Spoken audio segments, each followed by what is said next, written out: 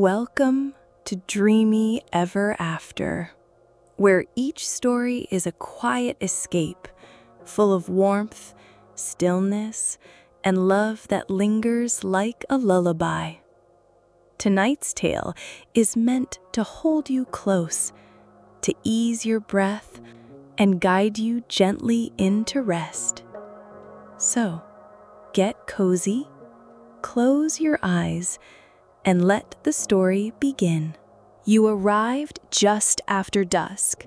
The road had narrowed a mile back, curling through hedgerows and low stone fences, like it was leading you somewhere secret. The fog moved slowly through the trees, not thick, but enough to soften the edges of the world. You hadn't meant to stop, just a drive to clear your head. But when the headlights touched the wooden sign that read Eldon Hollow, something in you exhaled. The car coasted over cobblestone with a quiet hum. The streets were narrow and winding, the kind of paths that didn't rush. Pale lamplight pooled in uneven circles on the ground. Most shops were closed, windows dark, signs hanging still in the calm air. But there was warmth here, the kind that lived in the scent of wood smoke and baking bread. You parked beside a fountain that trickled gently, its surface blurred by drifting mist. For a moment, you didn't move. The silence was so complete, it felt like it had been waiting just for you. You stepped out. Your footsteps echoed faintly on the stones. Somewhere far off, a dog barked once, then quieted. You didn't know where you were walking, only that the fog had wrapped itself around your shoulders like a shawl, and the rhythm of your steps felt familiar, as if you'd walked these streets before, maybe in a dream. Then you saw it. Tucked between a closed tailor and an abandoned florist was a narrow storefront, ivy crawling up the brick, golden light seeping through its dusty windows. There was no neon sign, just a weathered wooden placard above the door that read, "The End of the Lane Bookshop." You tilted your head. Something about the name made your chest ache in a way you couldn't explain. As you approached, you noticed the bell hanging beside the door, ornate, old, the kind that didn't ring so much as chime. You hesitated for half a breath, then reached for the handle. The bell sang softly as the door creaked open. Warmth met you like a welcome. Not just heat, but something older, the kind that lives in well-loved places. It smelled of paper and cedar and something floral underneath, like dried lavender and chamomile. The lighting was low, golden, the kind that made shadows look friendly. Books lined every surface, floor to ceiling bowed with age and stories. There were little piles tucked on every table, every corner, like they had grown there naturally. You stepped inside slowly, almost afraid to disturb the stillness. Then, from somewhere behind the front desk, a quiet voice said, "You found us." You turned. There, leaning casually against the counter, was a person with soft features and eyes the color of late autumn. They wore a sweater that looked older than you were, sleeves slightly too long, and a scarf wrapped around their neck like armor. They smiled, gentle but curious. "First time in Eldon Hollow?" You nodded. "I didn't mean to stop. I just kept driving." They nodded, like they understood something deeper than your words. That's how most people find it. The silence between you settled like a blanket. Then, motioning towards a small armchair by the fire, they asked, "Would you like some tea?" And though you didn't know them, not yet, you found yourself saying, "Yes, please." You sat down as they disappeared into the back. The chair cradled you like it had been waiting. The flames crackled softly. You listened to the way the wind moved outside, like it had nowhere else to be. When the tea arrived, steaming, delicate, faintly floral, they set it on the side table without a word. Then they sat across from you in a chair that looked like it belonged only to them.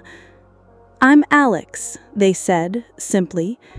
You told them your name, and when the clock ticked once, softly, above the fireplace, the two of you sat in a silence that didn't ask anything of you, that didn't rush, that didn't ache.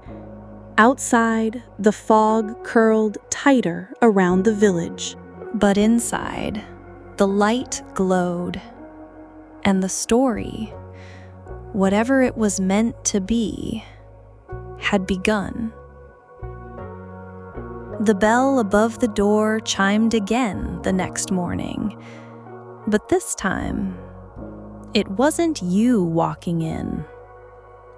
You had woken to the sound of bird song, thin and high somewhere beyond the window. For a moment, you forgot where you were.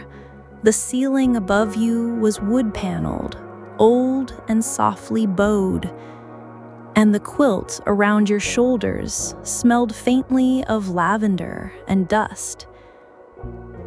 Then the kettle whistled in the shop kitchen, and you remembered the mist, the bookshop, the firelight, and Alex. They'd offered the spare room without hesitation. Just for one night, they'd said, though the way they looked at you made it feel like they didn't mind if it turned into more. You'd slept better than you had in weeks. Not deep, dreamless sleep, but the kind that held you softly, like warm hands around your heart. You followed the smell of steeped tea back into the shop, where sunlight had begun to spill through the front windows in golden stripes. The air was quiet. Dust danced slowly, like time had slowed just enough for you to see it. Alex was behind the counter, cataloging a stack of books with a fountain pen and quiet concentration. They looked up as you entered and smiled, not wide, but warm. "Good morning," they said. "I made that chamomile blend again. It seemed to help." You took the cup they handed you and sat in the same armchair as the night before. It had formed to your shape, like it remembered you. Across from you, Alex leaned their elbows on the desk, chin resting on their folded hands.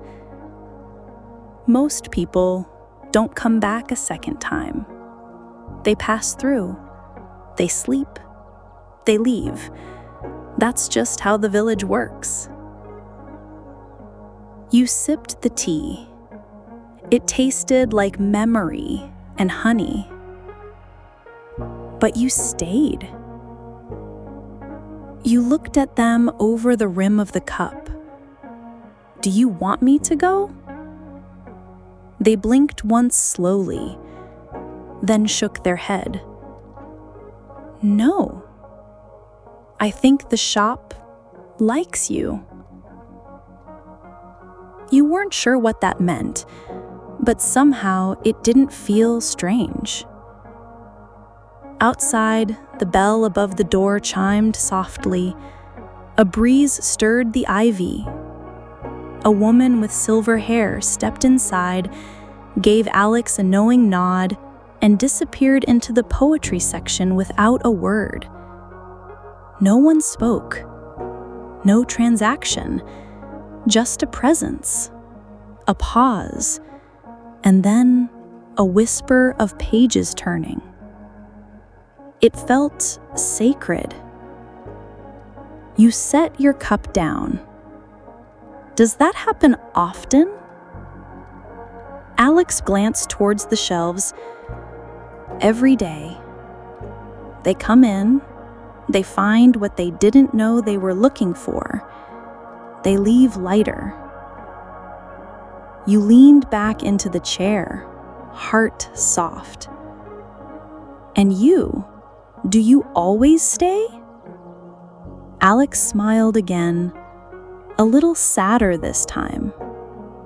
Yes, I think I forgot how to leave. The quiet that followed wasn't uncomfortable. It just held you both. You watched the sunlight shift across the wooden floor. You listened to the murmur of paper and breeze. For a moment, you wondered what it would be like to stay longer, to keep waking to the soft hum of this place, to let yourself disappear from the city, from noise, from expectation, to become part of something quieter. Alex stood and walked behind the nearest shelf, fingers tracing the spines with practiced affection. You watched them move like they were part of the building itself, woven into the wood, the dust, the golden light. Then their voice floated back to you. There's a copy of something I think you'll like. I found it after you went to sleep. They handed you a book with a worn navy cover, no title on the front, just a single pressed violet tucked between its pages. You opened it slowly. Inside, in faint pencil, was a note. For the ones who wander and find home anyway. You looked up. Alex was already walking away. You didn't read the book right away. You meant to. You turned the pages slowly, letting your fingers rest on the soft paper, letting the scent of age and lavender rise like quiet breath. But the words swam. Your thoughts drifted elsewhere, not back to the city, not to your old life, but to Alex. They moved through the shop with the silence of someone who had learned to live within it. No rush, no need to fill the space with noise. Every motion deliberate, folding blankets, dusting shelves, rearranging titles with gentle reverence, as if the stories deserved to be handled with love. And maybe so did the people who wandered in. You watched them from the armchair by the window. The light softened as the day stretched long. Outside, the fog had lifted, but a silver haze remained on the hills, a kind of glow, as if the world wasn't quite real. Or maybe, for once, it was more real than anything you'd known before. Alex caught your gaze once. Didn't look away. You're staying another night then? You hesitated. I haven't decided. You don't have to. The village has a way of deciding for you. You tilted your head. What does that mean? Alex came to lean beside the window, arms crossed gently over her chest. Their eyes, quiet, earthy, lingered on yours before turning toward the street. No one finds Eldon Hollow on purpose, they said. But the ones who need it always do. The silence between you stretched again, warm and undemanding. A breeze rustled the ivy just outside. A leaf tapped once, twice against the glass. You tilted your head. Why are you here? You asked before you could stop yourself. Alex didn't flinch, but they were quiet for a long moment. I used to live in the city too, long ago. You waited. I worked in archives, cataloged things, history, facts. I liked it, I think. You said nothing. Let them find their way. But one day, I woke up and realized I hadn't heard silence in 3 years. That line sat heavy in the air, not in a painful way, just in a way that said, I understand. Alex continued. I came here for a weekend once, years ago. Stayed at the inn, wandered into this shop, and the man who owned it handed me a key. Didn't say a word, just smiled. You looked around, and now it's yours. Alex nodded, their voice softer now. I tried to leave a few times, but every time I reached the edge of town, I'd forget something important. Eventually, I realized maybe I was supposed to forget. They smiled, not sad, not exactly. Some people come here to heal. Some come to rest, and some stay because they're meant to. You didn't ask which one they were. Instead, you closed the book in your lap slowly, gently, and placed it on the side table as if closing a door you'd be ready to open later. What was your favorite story as a kid? Alex blinked, surprised, then smiled. Really smiled. There was one about a girl who lived in a lighthouse, they said. She used to climb all the way to the top every night just to talk to the stars. Your heart softened. Did they ever answer her? Alex looked at you, voice like wind over old pages. Maybe not in words, but she kept climbing every night.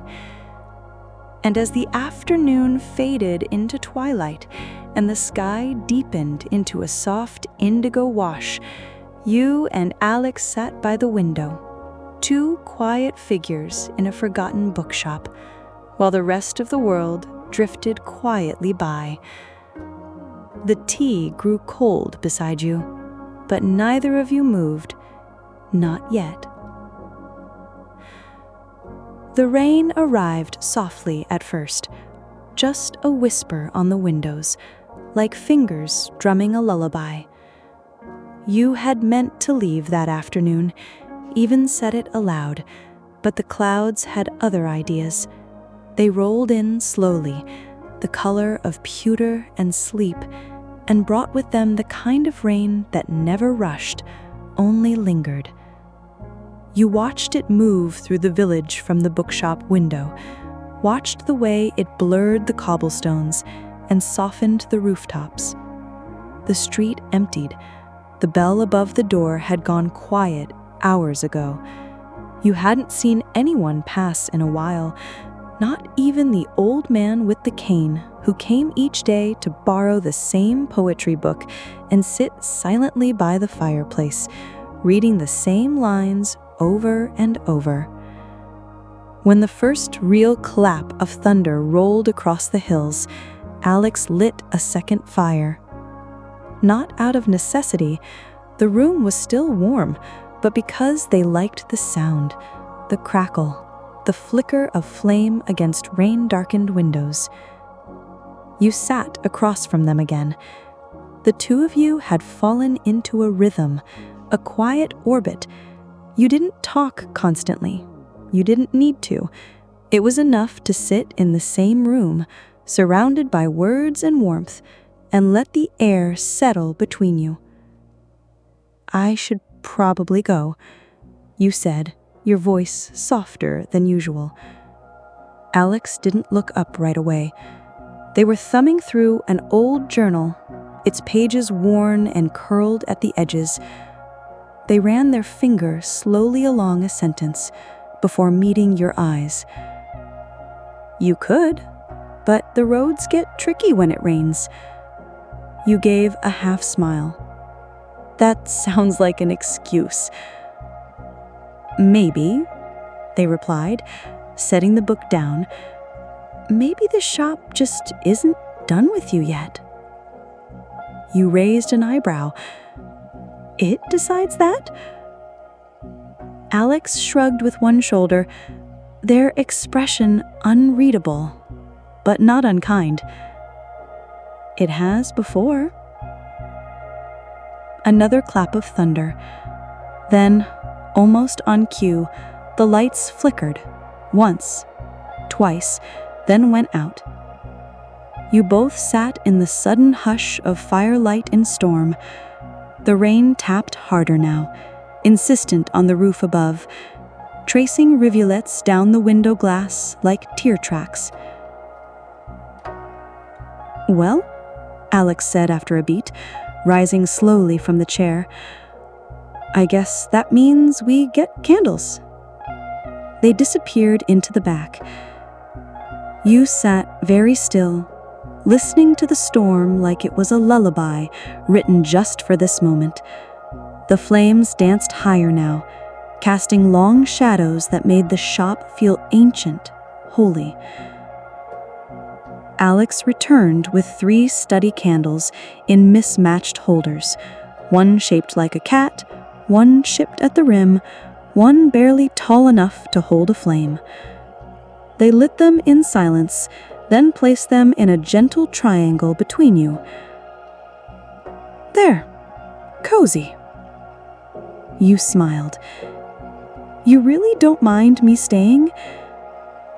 Alex met your gaze, and for the first time since you'd arrived, something shifted behind their eyes, like a door opened just a crack.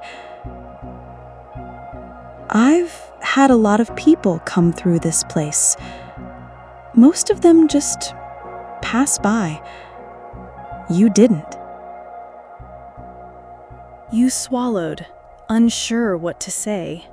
The flicker of candlelight made their features look softer.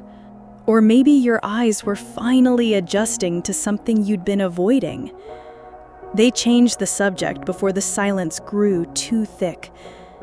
"Tell me something you haven't told anyone in a long time," they said quietly.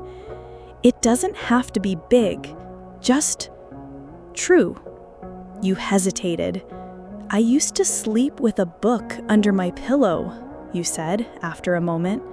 "As a kid, I thought it would make my dreams better." Alex smiled. "Did it?" You nodded slowly. "Sometimes." You didn't ask what their truth was. Not yet. Some things you sensed needed more than a question. They needed trust, time, stillness. The rain deepened above you, a steady rhythm that matched the breath in your chest. Outside, the village blurred into night. Inside, the flames flickered low and gold, and between the candlelight and the crackle of fire, something settled. You weren't sure what to call it, but it felt like belonging. Morning came slowly. The rain had stopped sometime in the night, but its scent lingered, earthy, cool, alive. You woke to the rustle of pages and the low clink of teacups, a familiar song now. For a moment, you stayed under the quilt, watching the soft glow of daylight stretch across the wooden floorboards. You hadn't meant to stay this long. That thought returned every morning like an echo of your old life tapping on the window. But it no longer stirred urgency in you. The outside world, the city, the noise, the expectations, felt like a story you had put down mid-chapter, unsure if you'd ever pick it back up. Downstairs, Alex was humming. You followed the sound, still wrapped in the blanket from your room. The bookshop looked different in the morning. Not brighter, exactly, but softer. The air was full of warm dust and the scent of cloves and ink. You imagine this was what a poem might smell like if you could bottle one.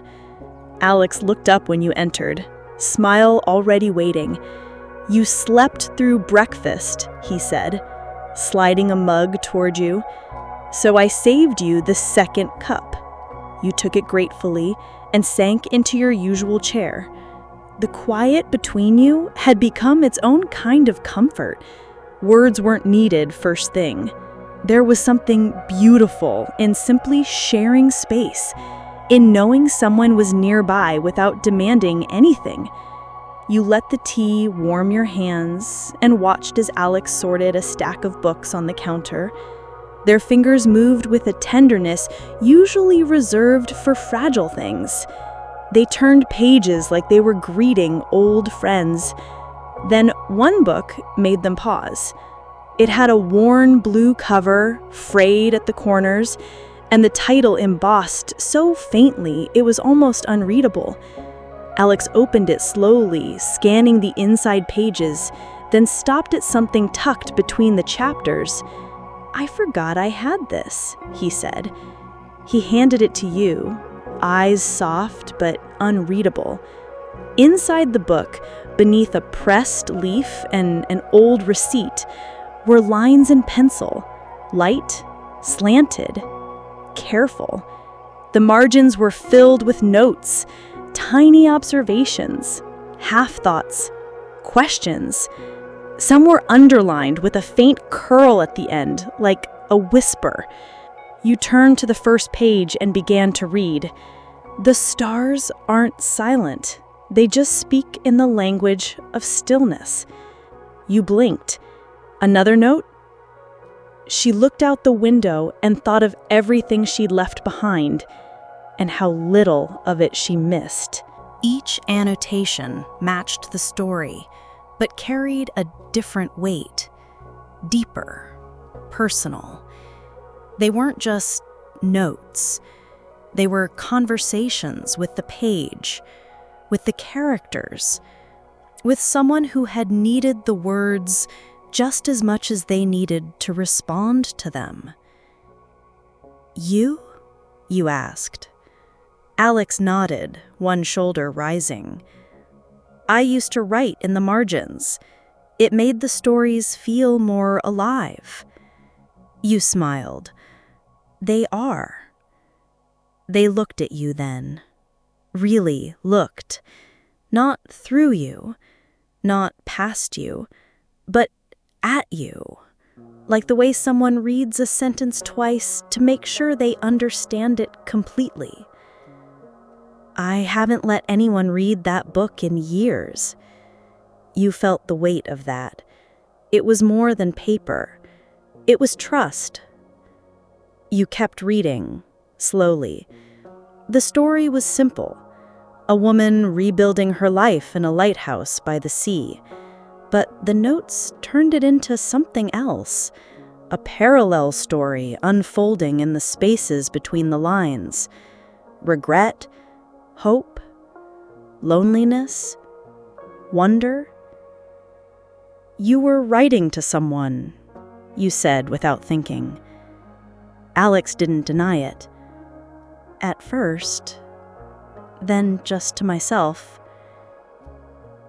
A quiet settled between you, not heavy, but reverent. "Thank you," you whispered. They didn't answer right away. But when they turned to light a small candle on the desk, the one shaped like a cat, their voice floated softly behind the motion. "You can keep it, if you'd like." You stared at the book in your hands, at the underlined sentences, the gentle handwriting curling into the corners of every page. "Are you sure?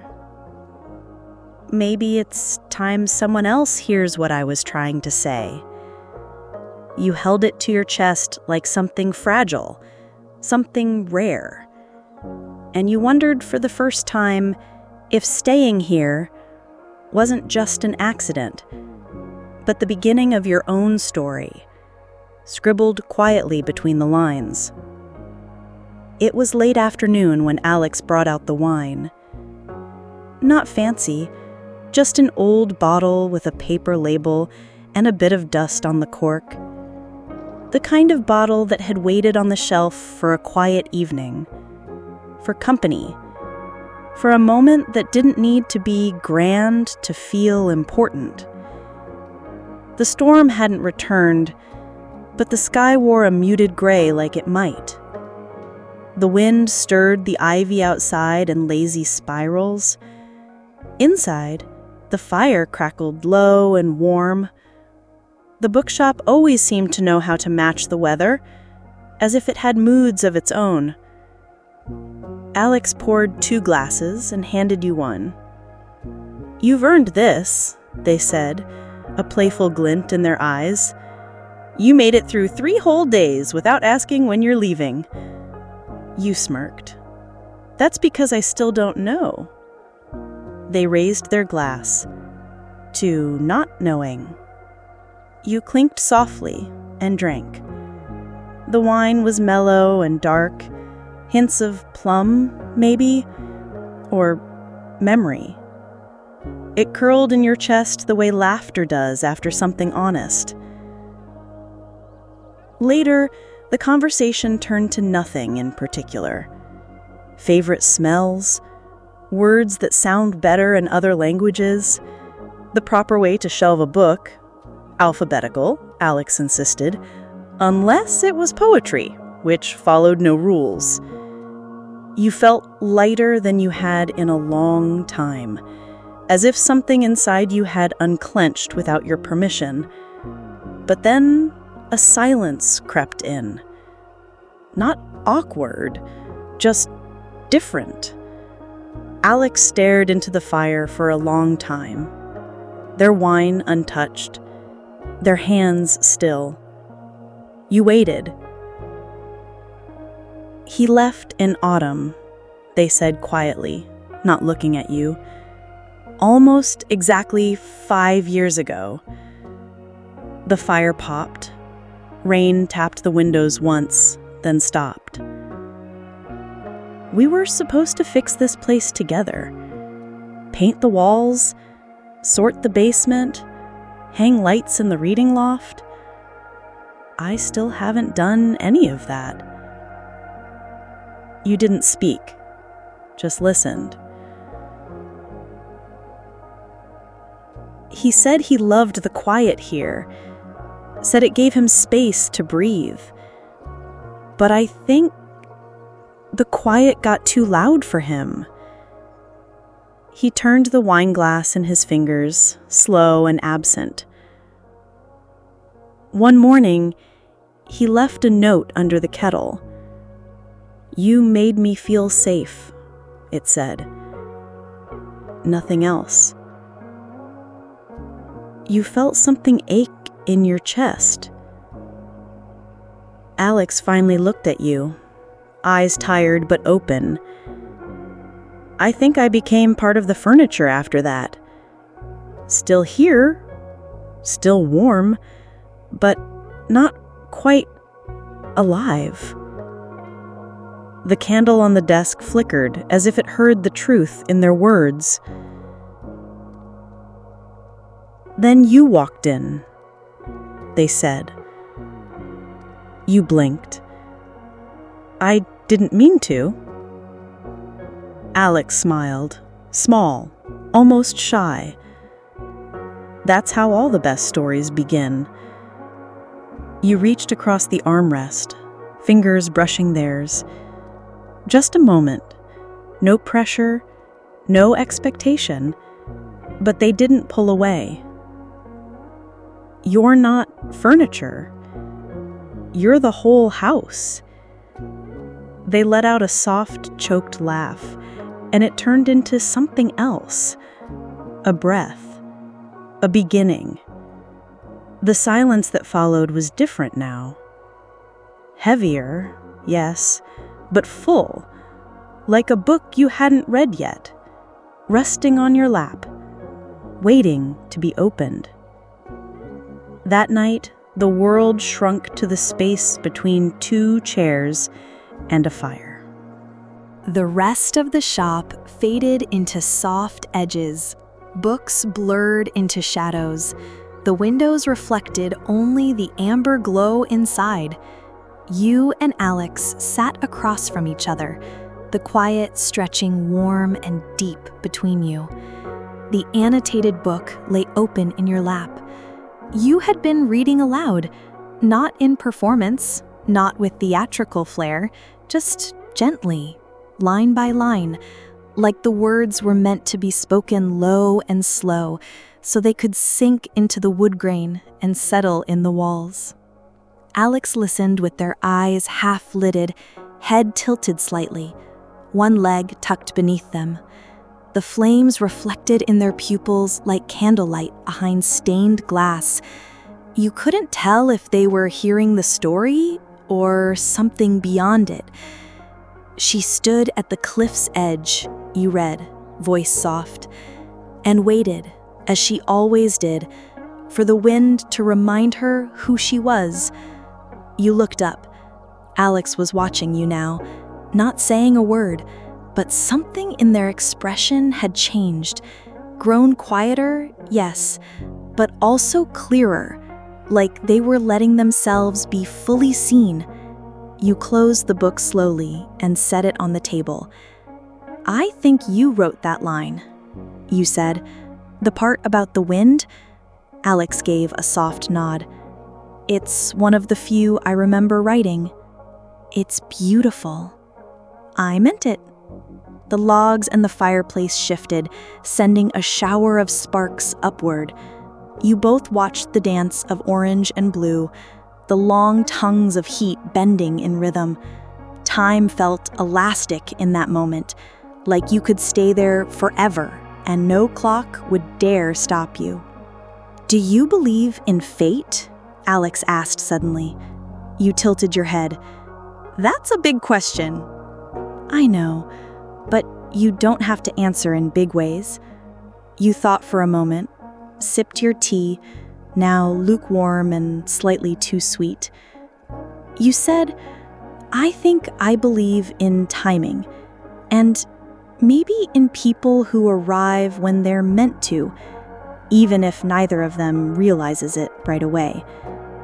Alex smiled at that, not with their mouth, but with their whole face, a smile that said, "I know what you mean." You leaned back in your chair, let your head rest against the cushion, and looked around the shop. Every corner felt like a page turned down, a place marked, a memory waiting. You whispered, "This place feels alive." "It is," Alex replied. "It remembers everyone who walks through it, every book opened, every word spoken, every silence shared." That last part lingered in the air, a sentence left just unfinished enough to carry meaning. Outside, the wind picked up again, brushing through the ivy and against the glass.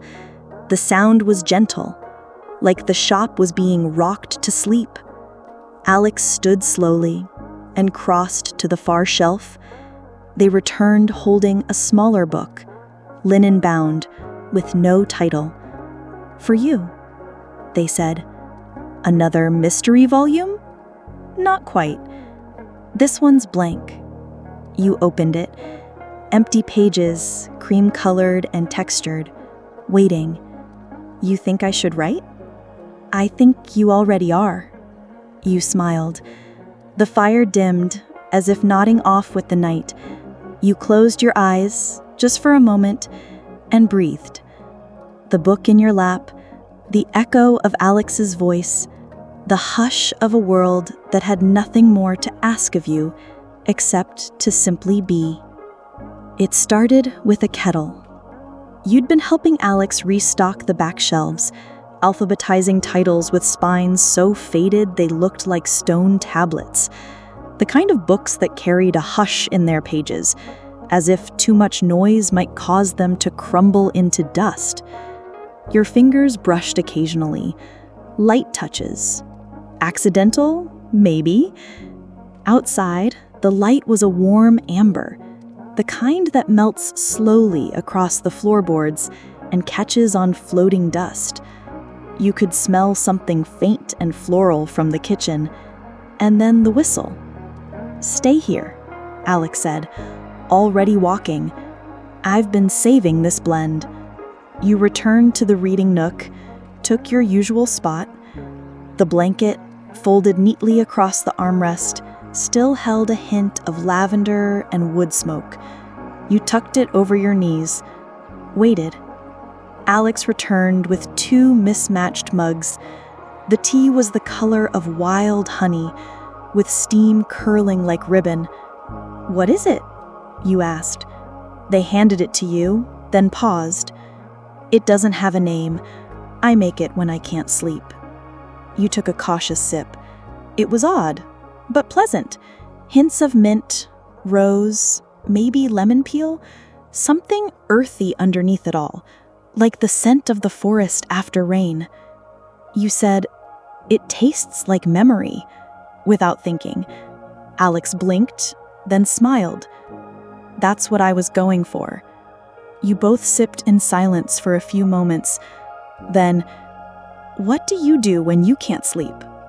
Alex asked.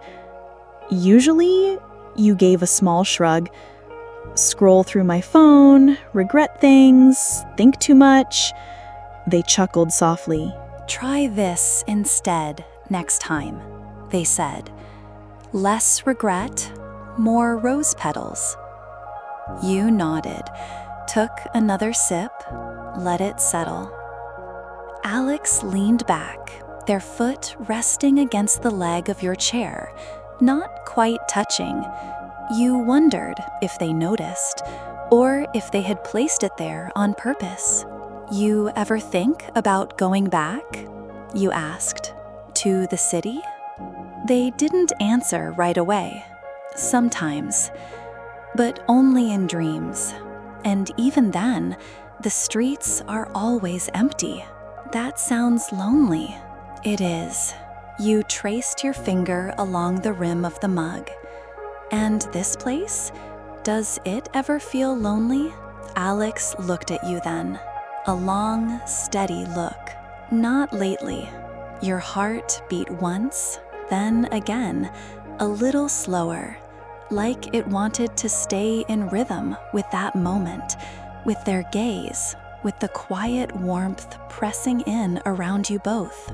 "Would it be strange," you began, "if I said I'm glad I got lost?" Alex set their mug down. "No, I think we're all meant to get lost sometimes. Otherwise, how would we ever know what being found feels like?" Their hand rested on the cushion beside them, not reaching, just waiting. You moved yours toward it, just a little, close enough for your pinkies to brush. Neither of you pulled away. A long silence passed, the kind that holds meaning without words, a kind of whisper between souls. "I think I'll stay a little longer," you said, your voice quiet. "Good," Alex whispered. "The tea likes you." You both laughed, small and breathy. Outside, the wind had settled.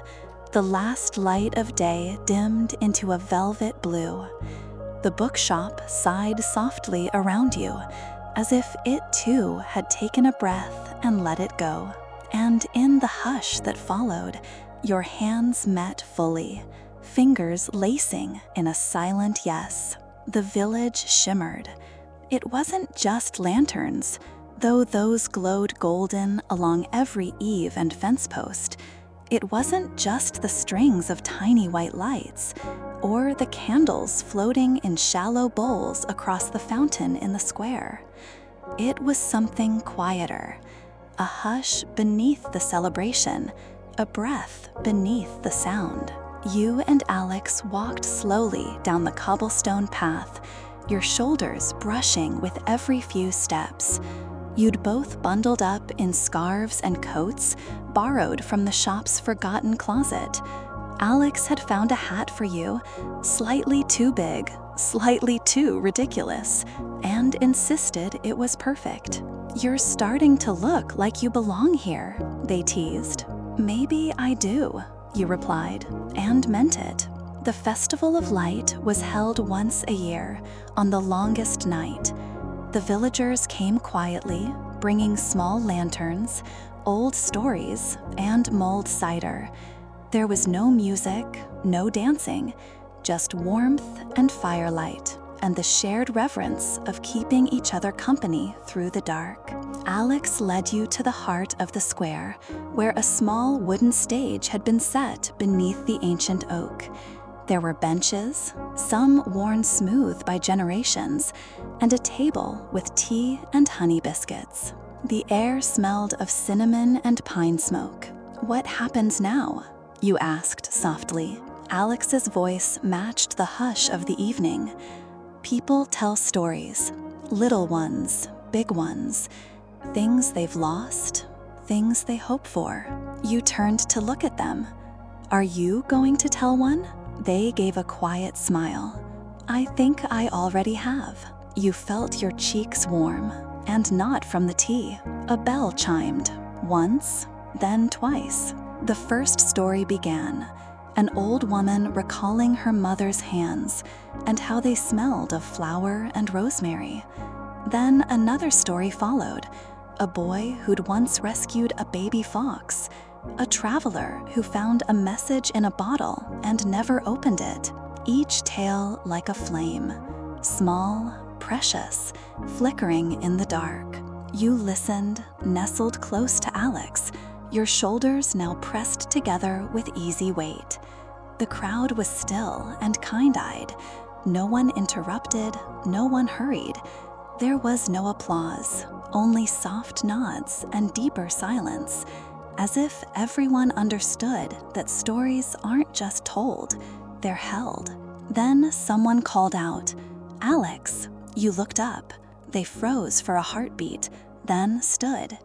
"Just a short one," they said, glancing your way. They walked slowly to the stage and stood in the glow of lanterns. "Once," Alex said, voice carrying like a breeze, "there was a person who forgot how to speak softly, not because they didn't want to, but because the world got too loud.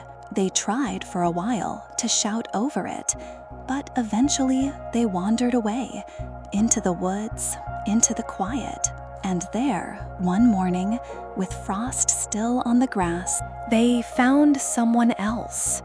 Not loud, not lost, just looking for a place to breathe." Alex's eyes met yours, and for the first time in a very long time, the quiet didn't feel lonely. The village didn't cheer. It didn't need to. There was a silence afterward that felt full, like a room of hearts exhaling together. Alex returned to your side, sat without speaking, slipped their hand into yours. You didn't say anything either. There was nothing left to explain. Only the lanterns, only the hush, only the feeling of being warm and not alone in the longest night of the year. A draft in the corner. That's how it started. The next morning, you were helping Alex rearrange some of the older shelves near the back wall, the ones tilted slightly, their wood swollen and sighing from years of damp seasons. One shelf was nearly empty, holding only a few broken-spined volumes and an old chessboard missing its pawns. You leaned in to dust behind it and felt the air shift, a whisper of cool rising from the floorboards. "There's something under here," you said, voice low.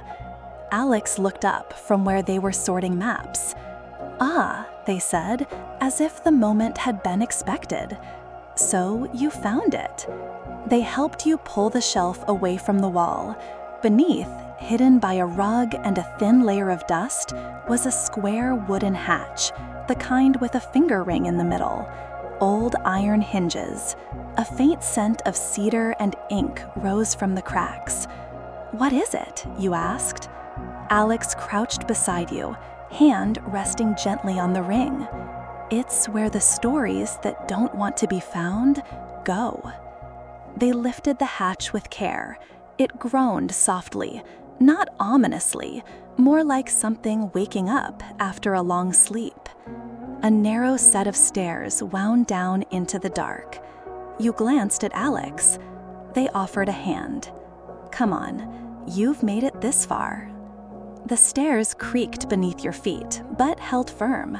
The air grew cooler as you descended, thick with the scent of age, not decay, but memory. At the bottom, a single bulb flickered on by pull chain, casting golden light across a small room lined with trunks, crates, and bundles of yellowing paper. "What is this place?" "A memory cellar," Alex said. "People leave pieces of themselves here, notes, drafts, stories they were too afraid to finish." You wandered slowly through the space. Everything felt hushed, reverent. One box held nothing but letters, bound in ribbon. Another was filled with keys. No labels, no locks, just dozens of them, each one unique. You found a bundle of napkins with poems scrawled in graphite, a music box that played a tune just slightly out of tune. In the far corner, beneath a layer of old linen, was a trunk with your name on it. Your breath caught. "Alex," you whispered.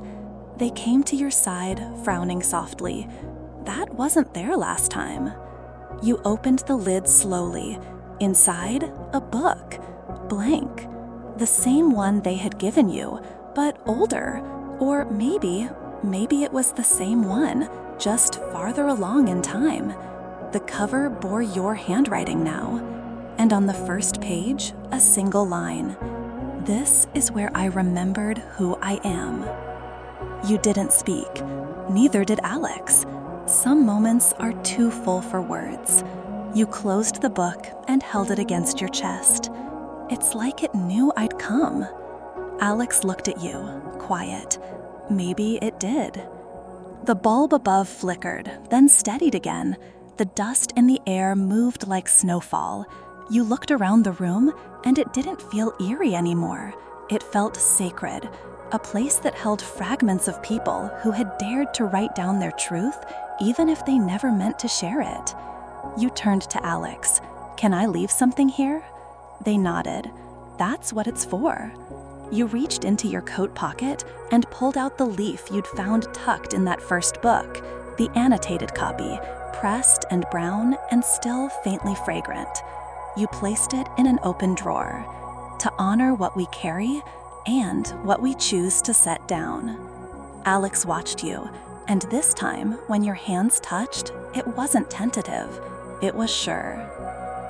The snow came overnight, not in a flurry or storm, but like a secret, quiet, intentional.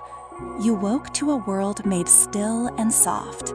The rooftops, fences, trees, all covered in a white hush. Even the ivy outside the shop windows was bowed in silence. The village looked like a dream you didn't want to wake from. You padded downstairs in thick socks, the air tinged with the scent of cinnamon and pine. Alex had already lit the fire. They were curled in the corner chair, reading a novel with its spine nearly worn smooth, a blanket draped across their lap. They looked up and smiled, you whispered, as if saying it too loud might disturb the spell. "I know." They closed the book, setting it aside. "There's something I want to show you," they said. "Upstairs." You followed. Past the guest room where you'd been staying, past the old hall mirror with its speckled silver, to a door at the very end, painted sea glass green, nearly hidden behind a faded tapestry. Alex unlocked it with a small key from around their neck. This was his room, they said, before he left. You paused at the threshold. Are you sure? They nodded. It's time. The room was small, tucked into the eaves. The ceiling sloped low on one side, with a single window facing the hills.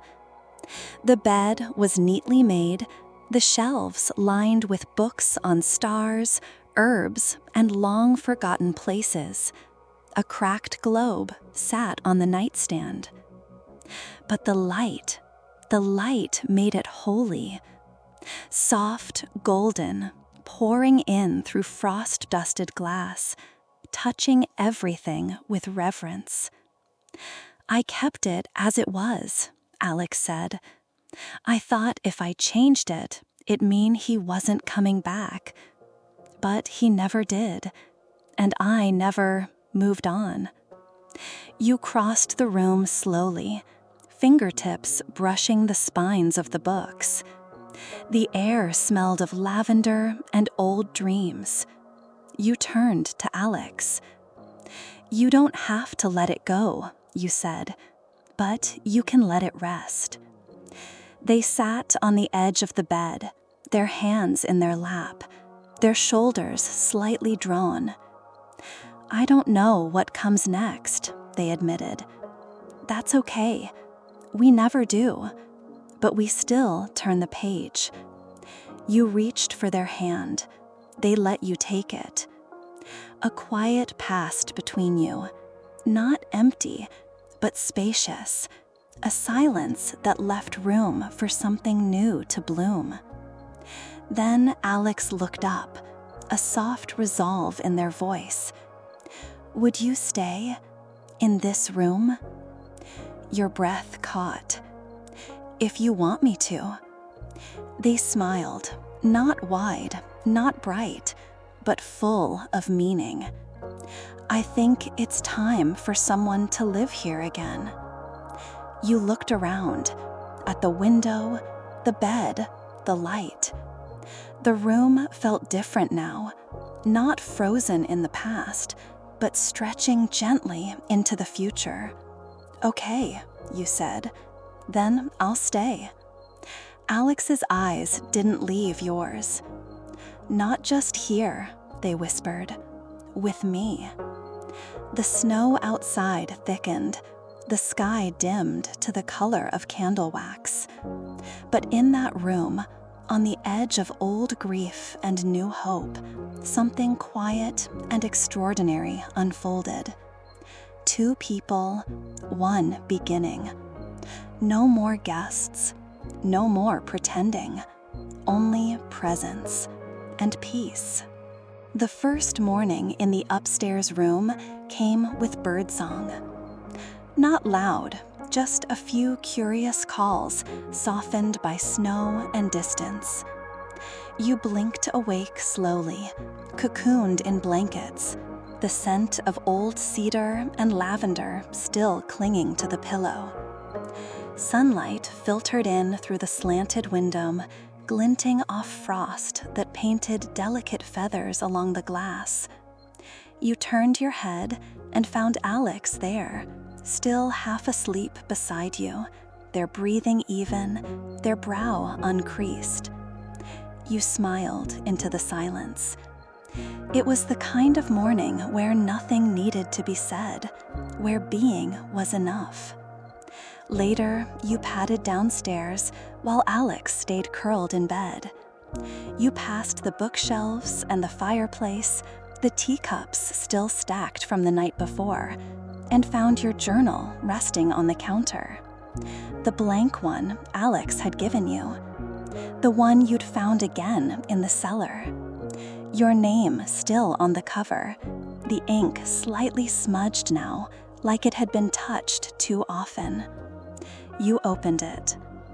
Words had begun to fill the pages, slowly, quietly, Some were yours, some were not, but they belonged together, like characters in the same story finally meeting in the right chapter.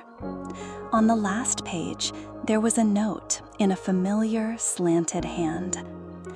To the one who wandered in, thank you for staying long enough to be found. You traced the letters with your fingertip. Behind you, you heard the creak of floorboards and felt the warmth of Alex's arms wrap gently around your waist. Good morning, they whispered into your shoulder. You leaned back into them, your hand resting over theirs. I think this place wrote me back. Alex nodded, cheek pressed to your back. It does that. You stood there for a while, just breathing, just holding. Eventually, you made tea, shared toast, sat by the fire with a shared blanket draped across both laps. The annotated book sat on the table beside you, your journal nearby, open to a fresh page. Alex reached for a pen.